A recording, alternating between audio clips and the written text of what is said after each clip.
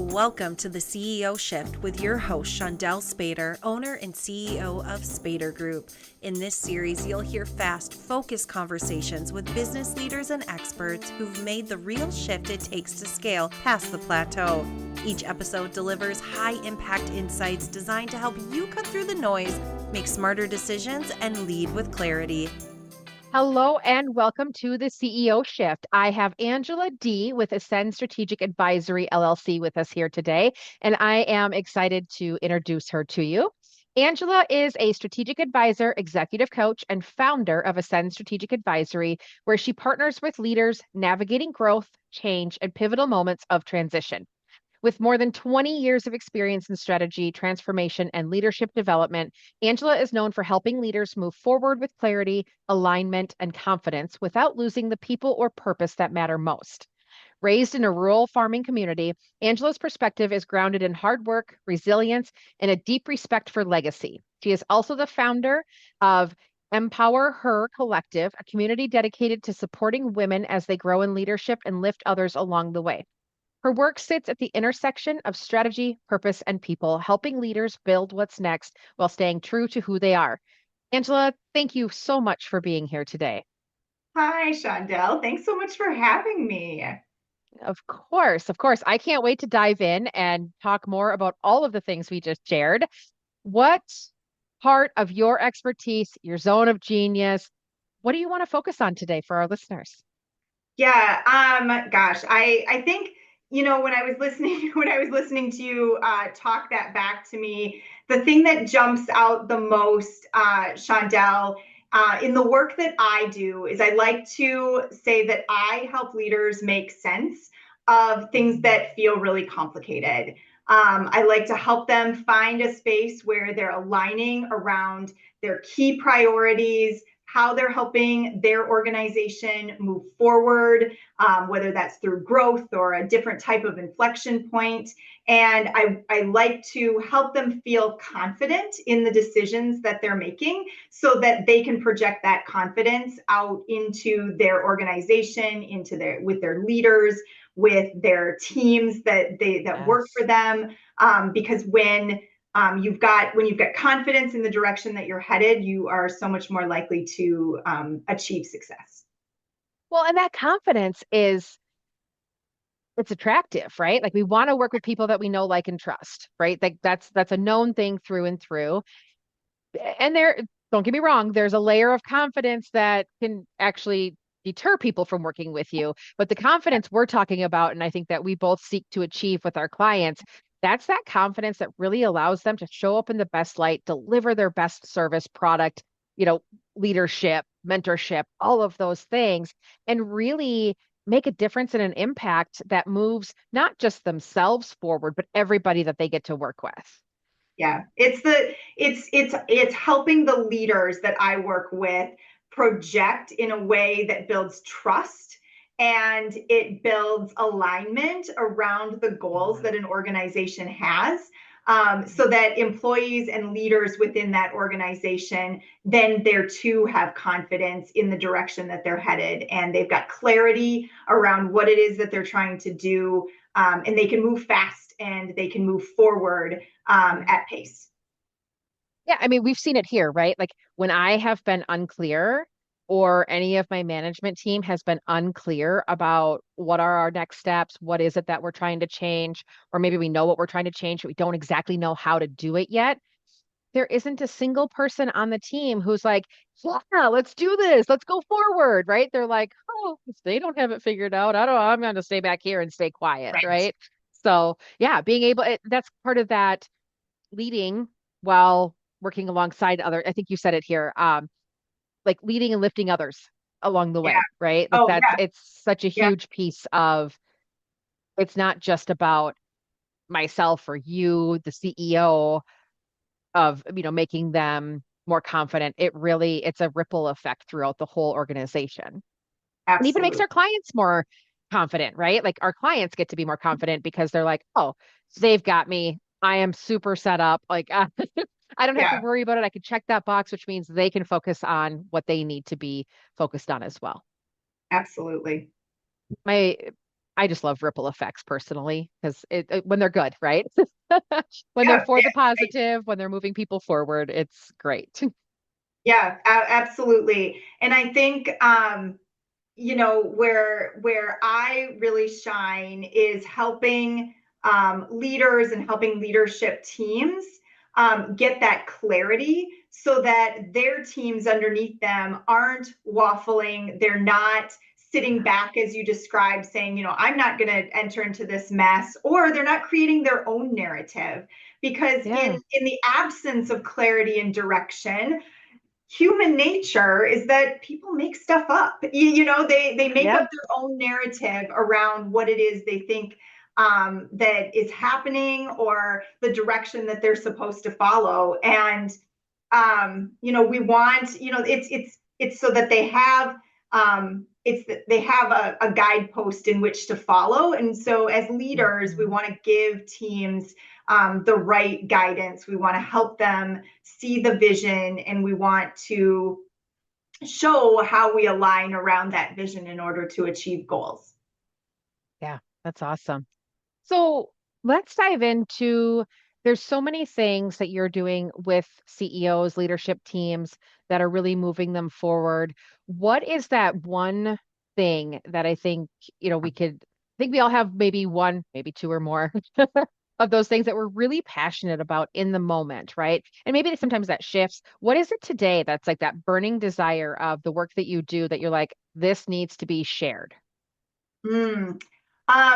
Yeah, I primarily, Shawndel, and I don't know if you know this or not, but I primarily and most recently have been working with a lot of food and agricultural companies. And food and ag right now are kind of having a moment, right? For a Mhm. long time, as Americans in particular, we don't really think a lot about our food system. We don't really, Mhm. we don't think about where our food comes from, how it's grown, how it gets onto our table.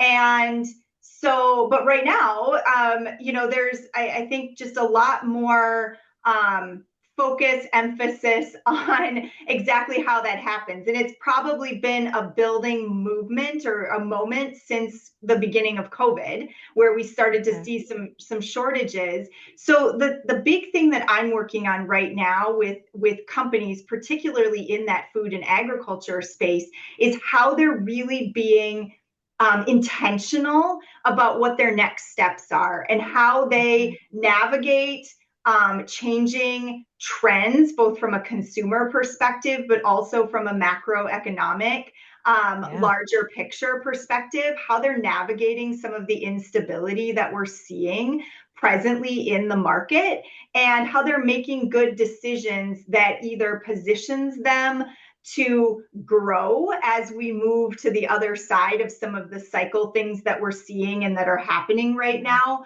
or as how they're just tightening down and really driving efficiency through the period of instability and uncertainty, or quite frankly, both. Those are things that are just really top of mind for me right now with a lot of the customers and clients that I'm working with. And then I think, no matter what industry you're in, the things that I really try, the principles that I try to overlay as I'm working with leadership teams are universal, right? We have to be able to Mhm. understand as a leadership team the direction and the purpose of where we're going. And then as a leadership team, we've got to be like really tightly aligned around that direction.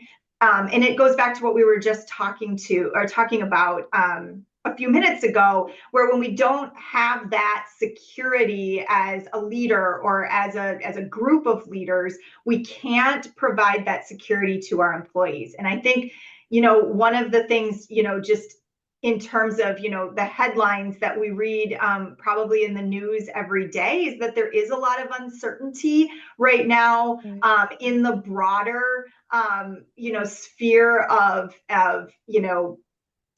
the workforce. And a lot of that is maybe driven by economic conditions, but and what's happening in that macro environment. But a lot of it is also driven by emerging and newer technologies like AI that are really changing the face of how we work.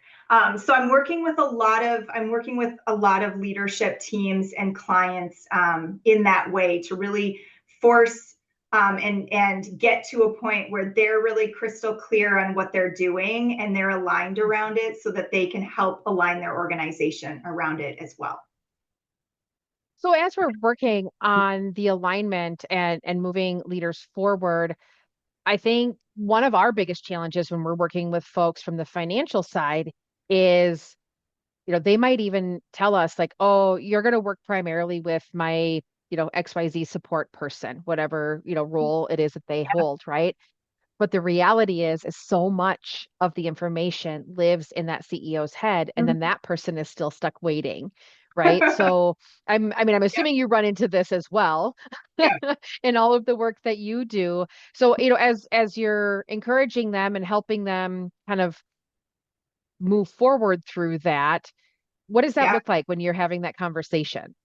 Yeah, that's near and dear to my heart because I've experienced this personally in my own business. And certainly this is something that a lot of growing, scaling businesses experience too. So, maybe anecdotally, like from my own personal experience, um, a, early on as I was, building and forming Ascend, everything lived in my head, right? Like I, knew by sight recognition how I'd written certain things into contracts or how I was Oh, making decisions and the logic that I was using, how I was delivering work and what that looked like. And it worked for me as an individual. But I also was finding a couple of things. So first of all, not scalable at all. And right. similarly, not scalable for clients that I work with. But the other thing that I found is that my head started to get really full of stuff, right? Like I Mm, was constantly doing new things. I was learning new things. Um, I was just intaking so much information and as a new business owner, as someone who was also working on client delivery, like it got to a point where I didn't have the yeah. space and the capacity to continue to house everything in my own mental filing system. So I really had to get intentional about a couple of things. So really good systems that would Mhm. help me organize my mental load. But before I even did that, I really took a step back and I really thought about what I was delivering. So, at the core, what are the things or what are the services in my case, because I'm a service based business, that I'm delivering? And then I went through an exercise because I am a really disciplined, if I look at my Clifton strengths and my disc profile, I'm a super disciplined contributor in that way. I went through an exercise where I actually productized all of my services. I built out Okay. clear capability architecture and then how and what it looked like to deliver each of those services. Now, I will say that every single engagement that I have with clients is nuanced and that I am doing a lot of work to tailor and to customize and really ensure that what's being delivered is right for the clients that I'm working with. But there's some overarching framework and Right. tools that I regularly pull from. So those are the types of things that I was really trying to capture. And then I was able to bring in the technology component and say, okay, this is how it looks when we put it into a system. And now other people can pull from that system and they can actually deliver in the same way take the same approach that I would deliver because they have all of the knowledge that they're able to pull out of that system and the process that I want to follow for how we deliver certain services for certain clients. That's awesome. That was actually one of our learning curves over the years was everything lived in my head. What I thought was documented well was well enough for the person taking it off of my plate initially. Um, and then from there, as we continued to grow and continued to bring on more team members, it became clear down the road that, I handed off one set of information. This person heard that information, put their own flair on it, which wasn't wrong, just a Mhm. different set of flair. And then, next thing you know, like we're 5 generations, if you will, down the road. And Exactly. again, things aren't necessarily being done wrong, but they're being differently than I thought from what my Yeah, original, which means my sales conversation was different than what the delivery had yeah, been, right? And that's a huge disconnect. So, what a great tool, what a great recommendation for having that built and structured and documented from literally you so that it stays consistent. yeah, And we have that similar thing, right? Where every client comes in with their own set of ways of doing things, their own things that need to be customized and tweaked a little bit. But that foundational piece of we get from here to here, here's the basis, and then here's a few places where we can put in those nuances. It's a game changer. So I'm glad you called that out because I think that's yeah. a huge struggle for a lot of CEOs out there, ones who have delegated and ones who are trying to figure out how to start delegating. I think that I wish I had done that specific piece number one. Yeah, it's in actually it's interesting that you say, I wish I'd done it number one because I found myself when I was doing it saying, okay, like, do I really need to do it too soon? Like, this feels like I'm getting a Ah, little bit cart before the horse here. But what I will say is that I did it at a time where it wasn't such a massive undertaking that it felt yeah. too overwhelming to do. And so, I mean, my advice to CEOs and business owners who are at that stage and questioning, like, do I pull the trigger and get this started, or do I wait until I get a little bit bigger? Is go now, Yes. go and build for the size and the scale that you want to be, versus waiting until you're starting to creep, and then trying to build around the scale that you're becoming. It's just so much. I think there's so much to like doing it when it's a bit more manageable, but also Hmm. it forces you. And I'm a big like strategic planner, with regards to like helping organizations and clients that I work Yeah. with understand their vision and the pathway that they are going to take to get there. And if you don't start to lay that groundwork, you don't have a path to walk to get to where you want to be. So if your vision is to scale and get bigger and you haven't started with the basic building blocks to take the first step, you're never going to be able to go on that journey. No, right. It's like forming concrete after it's already started to harden, right? Like Right. I love that. Yes. Yeah. it's just not a thing. Um, yeah, we learned the hard way. And again, I outgrew any business I had owned in this business. That's Yeah. fantastic. Totally the goal. Yeah. Did I learn a few lessons along the way? Absolutely. This is one of the biggest Yeah. ones. So, I think we could do an entire hour on this topic alone. However, we can't do that today. Um, so, Angela, let's dive into if folks want to learn more about working with you, talking with you more, how do they get in touch with you? Yeah, so I'm assuming, Shawndel, that you will share some information, but I Yes. always offer a 20 to 30-minute free advisory call, so that I can Oh, understand, what leaders that may be interested in working and partnering with me and Ascend are going through, and I can get a better understanding of where we might be able to help. mhm. You can always contact me through my website, which is ascendstrategicadvisory.com. You can drop me an email at angela.dee, at ascendstrategicadvisory.com. And like I said, I'm always open to having that initial conversation, because the better I can understand what it is, what problem we're trying to solve, then I can help give suggestions, even if I'm not the right person to ultimately help an organization solve the problem. I've got a broad network, and I can give suggestions for who might be able to help as well. Excellent. Well, again, I am so grateful that you joined us today. I'm excited to get this out for our listeners. And I look forward to continuing to stay connected and learning from you, Angela. As do I. Thanks so much, Shawndel.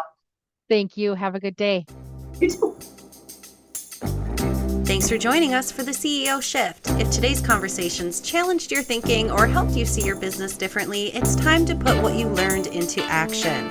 If you want practical guidance on making better CEO-level decisions, download the CEO Decision Guide now. This framework is what leaders use to stop spinning their wheels and start scaling with clarity. Download your free copy at spadergroup.com/CEO-guide and start making decisions like a CEO today. We'll see you next time on the CEO Shift.